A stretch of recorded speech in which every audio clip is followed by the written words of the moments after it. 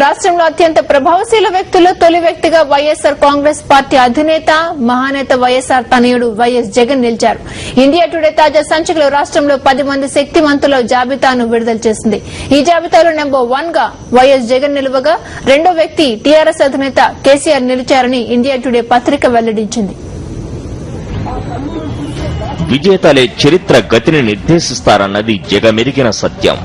అసాధారణ కృషికి తోడు సమకాలీన సమాజంపై అత్యధికంగా ప్రభావాన్ని చూపించగలిగిన వారే ఏ రంగంలోనైనా విజయం సాధించగలుగుతారు.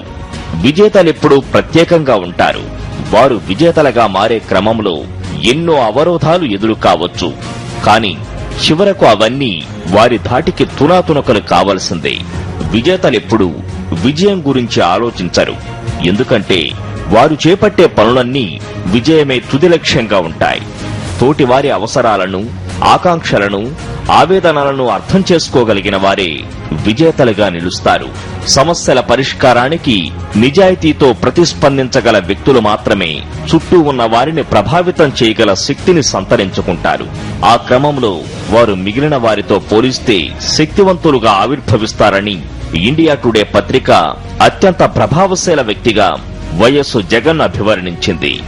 వైఎస్ జగన్ సహా కేసీఆర్, డీజీపీ దినేష్ రెడ్డి, ఫార్మా దిగ్గజం జీవీ ప్రసాద్, ఐటీ రంగం పారిశ్రామికవేత్త బీవీఆర్ మోహన్ రెడ్డి, ఫైనాన్స్ రంగం ఎక్స్పర్ట్ సి పార్థసారథి, తెలుగు అధికారిక భాషా సంఘం అధ్యక్షుడు మండలి బుద్ధప్రసాద్, హెల్త్ కేర్ రంగంలో Yashoda hospitals chief doctor G Surendra Rao, వినోద రంగంలో నటుడు ప్రిన్స్ మహేష్ బాబు, క్రీడా రంగంలో పుల్లెల గోపీచందులు అత్యంత ప్రభావశాలుగా పేర్కొంది.